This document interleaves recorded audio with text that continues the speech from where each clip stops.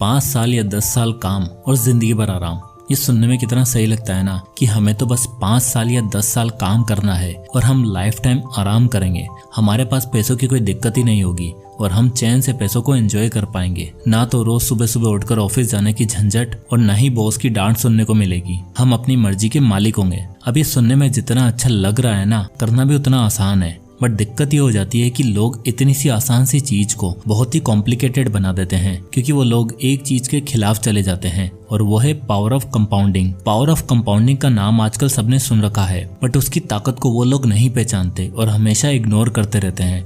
But जो लोग इसकी ताकत को समझते हैं वो इसे इस्तेमाल करते हैं और लाइफ टाइम दूसरों की गुलामी को छोड़कर अपने लिए काम करते हैं और इसे एंजॉय करते हैं। अब अगर आपको लग रहा है कि ये कैसे पॉसिबल है और एक 10, 15, 20 हजार रुपए कमाने वाला इंसान भला कैसे इतनी वेल्थ बना पाए कि पैसे उसके लिए काम करें, तो रुको, इस वीडियो में मैं आपको 3 लोगों की स्टोरीज की मदद से एक ऐसा रास्ता बताने वाला हूँ जिसमें आप अगर सही तरीके से पैसों को मैनेज करके इन्वेस्ट करना शुरू करोगे तो आप कुछ ही सालों में अपने लिए एक ऐसा रास्ता बना लोगे जिसके बाद आपको पैसे के बारे में चिंता करने की जरूरत नहीं पड़ेगी। अब वो कैसे, चलिए समझते हैं। अजय, विजय और राहुल 3 दोस्त होते हैं। तीनों की एज 20 साल होती है और जस्ट अभी उन्होंने अपनी पढ़ाई खत्म करी है और तीनों की एक अच्छी कंपनी में जॉब मिल जाती है। तीनों की सैलरी 25,000 रुपए पर मंथ होती है। तीनों मिडिल क्लास फैमिली से बिलोंग करते थे और इन लोगों के घर में हमेशा पैसों की तंगी रहती थी। अब अजय ने कभी भी 25,000 रुपए अपने बैंक अकाउंट में देखे ही नहीं थे, तो उसके लिए तो ये सब एक सपना जैसा था। तो जैसे उसकी सैलरी आती है तो अजय एक अच्छी सोसाइटी में एक अपार्टमेंट ले लेता है जिसका किराया 10,000 था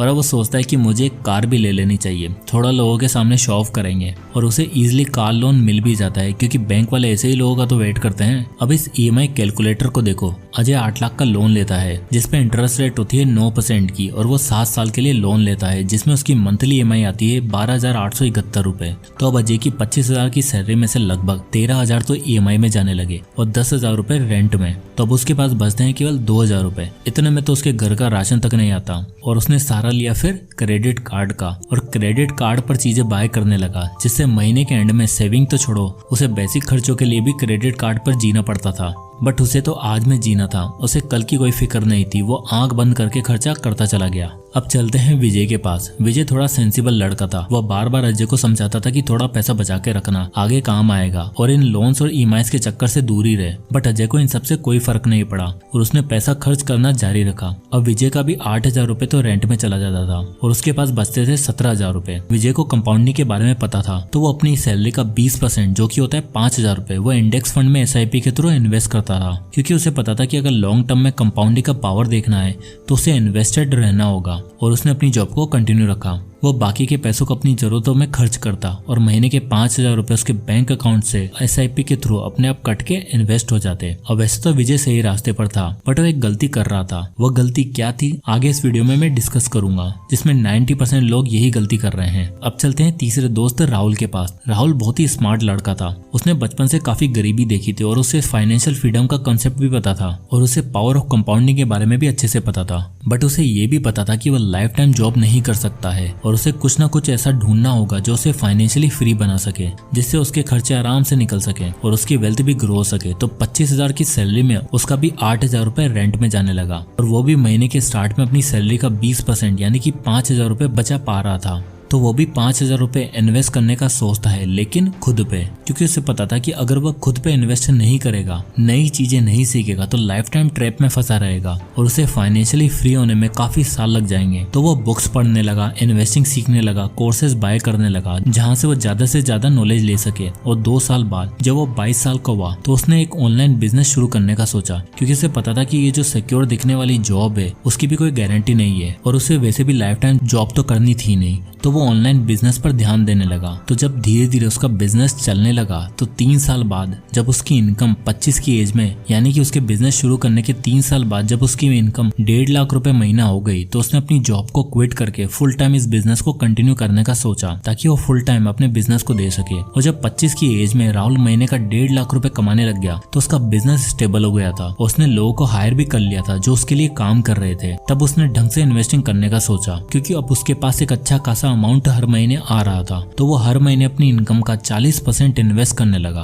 और 25 की एज में अजय, जो उस वक्त मौज काट रहा था, तो उसे भी समझ आ जाता है कि भाई ये लोन्स और ईएमआई से बचना पड़ेगा, नहीं तो ये ऐशो आराम करने के चक्कर में मैं बर्बाद हो जाऊंगा। तो वो जाता है विजय के पास, और तब अजय और विजय दोनों के महीने की सैलरी हो चुकी थी 50,000 रुपए। तो अजय विजय से बोलता है कि भाई मुझे भी इन्वेस्टिंग स्टार्ट करनी है, कुछ बता, मेरे पास तो महीने के एंड में कुछ बचता ही नहीं है, उल्टा उधार मांगने की नौबत आ जाती है। तो विजय उसे एक रूल बताता है जो इतने सालों से यूज कर रहा था, और वह रूल है 70-20-10 रूल। 70-20-10 रूल कहता है कि आपको अपनी इनकम का 70% हिस्सा अपने घर के खर्चों जैसे खाना पीना, लाइट पानी का बिल में खर्च करना है, 20% आपको इन्वेस्ट करना है, और बाकी का 10% आपको एंटरटेनमेंट और शॉपिंग जैसी चीजों पर खर्च करना है। अब विजय ने 20 की ऐसे ही इन्वेस्टिंग स्टार्ट कर दी थी, और वो अपनी सैलरी का 20% जो उस वक्त था 5,000 रुपए, वो कंटिन्यू हर महीने SIP के थ्रू इन्वेस्ट करता जा रहा था। बट उसकी सैलरी भी हर साल बढ़ते जा रही थी, तो उसने उस वक्त जब वो 20 की एज में था तब सोचा कि मैं हर साल स्टेप अप SIP का यूज करता हूँ, जिसमें हर साल 15% वो अपने इन्वेस्टेड अमाउंट को इंक्रीज करता जाएगा। महीने का 5,000 रुपए इन्वेस्ट कर रहा था, तो अगले साल वो 15% ज्यादा इन्वेस्ट करेगा, जो होगा 5,750 रुपए, यानी कि 750 रुपए ज्यादा। तो वो अगले साल से हर महीने 5,750 रुपए इन्वेस्ट करेगा। इसी तरह वो हर साल 15% अपने अमाउंट को बढ़ाता जाएगा। और वहीं जब अजय ने 25 के से इन्वेस्टिंग स्टार्ट करी, तो अजय की इनकम जैसे कि 50,000 रुपए महीना हो चुकी थी, तो अपनी इनकम का 20% यानी कि जो होता है 10,000 रुपए महीना, वो इन्वेस्ट करता जाएगा। अब इनकी वेल्थ कितनी बनी उसे हम अभी थोड़ी देर में देखेंगे, बट अब चलते हैं अगले रूल पर जिसे राहुल यूज करता था। तो नेक्स्ट रूल है 50-40-10 रूल।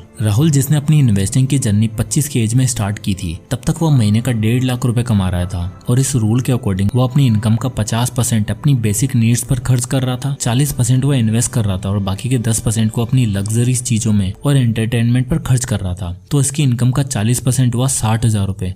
तो वो हर महीने 60,000 रुपए वही इंडेक्स फंड में SIP के थ्रू इन्वेस्ट करता जा रहा था, और हर साल 15% स्टेप अप SIP के जरिए वो अपनी इन्वेस्टमेंट को 15% से इंक्रीज करता जा रहा था। यानी कि जहाँ वो पहले साल 60,000 रुपए महीना इन्वेस्ट कर रहा था, अगले साल उसने 69,000 रुपए हर महीने इन्वेस्ट करना शुरू कर दिया, और इसी तरह वो हर साल SIP का अमाउंट बढ़ाता गया। तो फास्ट फॉरवर्ड करके 10 साल आगे जाते हैं, जब इनकी एज हो चुकी है 35 साल। तो इस चार्ट में हम सबसे पहले विजय की वेल्थ को देखते हैं। विजय ने 20 की एज में इन्वेस्टिंग स्टार्ट कर दी थी, और आप देख सकते हो कि मंथली SIP 5,000 रुपए है, और हर महीने वो 15 साल से इंक्रीज कर रहा है, और एक्सपेक्टेड रिटर्न है 15% का, और उसने इन्वेस्ट भी किया 15 साल के लिए। तो विजय का टोटल इन्वेस्टमेंट अमाउंट होगा 28,54,825 रुपए, और 35 की एज में उसकी वेल्थ हो गई 68,43,539 रुपए। वहीं अजय ने 5 साल बाद 25 की एज में इन्वेस्टिंग स्टार्ट की थी। तो अब इस चार्ट में आप देख सकते हो कि अजय का इन्वेस्टमेंट अमाउंट 10,000 रुपए महीना है, और वही वो 15% की SIP हर साल बढ़ा रहा है, और एक्सपेक्टेड रिटर्न है 15%। तो चूंकि अजय 25 साल से इन्वेस्टिंग स्टार्ट करता है, तो 10 साल बाद उसका इन्वेस्टेड अमाउंट होगा 24,36,446 रुपए, और 35 की एज में उसकी वेल्थ बन जाएगी 44,42,667 रुपए। अब चलते हैं हमारे स्मार्ट इन्वेस्टर राहुल के पास। उसने अपनी इन्वेस्टिंग की जर्नी स्टार्ट की थी 25 साल की एज में। तो इस चार्ट को देखो, राहुल 60,000 रुपए मंथली इन्वेस्ट करता है, और वह इन्वेस्ट करेगा 10 साल तक। तो हर साल वो 15% का रिटर्न एक्सपेक्ट कर रहा है, और 10 साल में उसका इन्वेस्टेड अमाउंट होगा लगभग 1,46,00,000 रुपए, और 35 की एज में राहुल की वेल्थ हो चुकी होगी 2,66,00,000 रुपए। तो जैसे कि राहुल ने लेट इन्वेस्टिंग स्टार्ट की थी, वो करोड़ों का मालिक बन चुका है। तो 35 की एज में विजय, जिसने सबसे पहले इन्वेस्टिंग स्टार्ट की थी, उसकी वेल्थ हो गई है लगभग 68 लाख, अजय की वेल्थ हो गई है लगभग 44 लाख, और वहीं राहुल की वेल्थ हो गई लगभग 2,66,00,000 रुपए। अब हम देखें तो विजय ने काफी अच्छा किया कि वो 20 की एज में ही इन्वेस्टिंग स्टार्ट कर दी, बट वहीं राहुल ने 5 साल लेट स्टार्ट किया। स्टिल वो इतनी वेल्थ इसलिए बना पाया क्योंकि उसने सबसे पहले अपनी इनकम को बढ़ाने पर ध्यान दिया। अब हमें पता है कि जल्दी स्टार्ट करना जरूरी है, बट अगर आप अपनी इनकम को बढ़ाने पर ध्यान नहीं दोगे तो आप जल्दी इन्वेस्ट करके काफी लोगों से आगे तो निकल जाओगे जो इन्वेस्टिंग के बारे में सोचते ही नहीं है, बट स्टिल आपको वेल्थ बनाने में काफी टाइम लगेगा। अब राहुल का फायदा ये है कि उसका एक बिजनेस है और जहाँ से उसकी इनकम हो रही है। अब राहुल चाहे तो और पैसे इन्वेस्ट करना बंद भी कर दे और इन पैसों को इन्वेस्ट ही रहने दे, तो भी उसकी वेल्थ काफी हो जाएगी। चलिए ये भी देख लेते हैं। चलो 10 साल और आगे चलते हैं, यानी कि 45 की एज में इन लोगों की वेल्थ कितनी हो जाती है। अब इस कैलकुलेटर में विजय का इन्वेस्टमेंट देखो 45 की एज तक अगर वो इन्वेस्ट करता रहता है, यानी उसको इन्वेस्ट करते करते 25 साल हो जाएंगे, क्योंकि उसने 20 की एज में इन्वेस्टिंग स्टार्ट कर दी थी, तो उसकी वेल्थ हो जाएगी 4,83,00,000 रुपए। अब इस कैलकुलेटर में अजय की कैलकुलेशन को देखो, जिसमें खूब पैसा उड़ाने के बाद इन्वेस्टिंग स्टार्ट की थी 25 की एज में, तो 45 की एज तक उसे 20 साल हो जाएंगे इन्वेस्ट करते करते, और उसकी वेल्थ हो चुकी होगी 3,75,00,000 रुपए। अब देखते हैं राहुल की वेल्थ को। अभी हम इस कैलकुलेटर में देख सकते हैं कि राहुल ने 35 की एज में आके इन्वेस्टिंग रोक दी थी। उसका टोटल वेल्थ थी 2,66,00,000 रुपए, और इन्हीं पैसों को उसने अगले 10 साल तक यानी कि 45 की एज तक इन्वेस्टेड रखा, और वही 15% का रिटर्न वो एक्सपेक्ट कर रहा है। तो 45 की एज में उसकी वेल्थ हो चुकी होगी 10,76,00,000 रुपए। अब यहाँ डिफरेंस देखिए, विजय और अजय को अभी भी दूसरों के लिए काम करना पड़ेगा। अगर वो काम नहीं करेंगे तो इन्वेस्ट करने के लिए उनके पास पैसे कहाँ से आएंगे, और वो हमेशा रेट रेस में ही फंसे रहेंगे, क्योंकि उन्होंने अपनी दूसरे इनकम का सोर्स नहीं ढूंढा। जबकि राहुल ने 5 साल अपने ऊपर ध्यान दिया, बिजनेस ओपन किया, और 10 साल बाद यानी कि 35 की एज में इन्वेस्टिंग बंद भी कर दी, तब भी अगले 10 साल में 45 की एज तक उसका पैसा अपने आप ग्रो होता रहा और वो 10 करोड़ का मालिक बन गया। तो ये होती है कंपाउंडिंग की ताकत, जिसको जिस इंसान ने समझ लिया, वो 5-10 सालों में भी अगर उनका ढंग से यूज करके अपने पैसों को वाइजली इन्वेस्ट करें तो वो कम एज में भी करोड़ों का मालिक बन सकता है। और जो इसे नहीं समझेगा वो लाइफ टाइम जॉब के जंजाल में फंसा रहेगा और दूसरों के लिए काम करता रहेगा। तो आई होप कि आपको ये पावर ऑफ कंपाउंडिंग अच्छे से समझ आई होगी। तो जब भी आप इन्वेस्टिंग शुरू करना चाहते हैं उससे पहले अपनी इनकम को बढ़ाने पर ध्यान दीजिए, क्योंकि अगर आप अपनी इनकम को बढ़ाएंगे नहीं तो आप छोटे मोटे इन्वेस्टमेंट अमाउंट से आप कितनी वेल्थ को क्रिएट कर लेंगे। इसलिए सबसे पहले अपनी इनकम को बढ़ाने पर ध्यान दें। तो दोस्तों, अगर ये वीडियो पसंद आया तो इसे लाइक करें, ज्यादा से लोगों तक शेयर करें, और अगर आप किसी भी पर्टिकुलर टॉपिक पर वीडियो चाहते हैं तो हमें कमेंट करके जरूर बताएं। तो मिलते हैं नेक्स्ट वीडियो में, तब तक के लिए जय हिंद।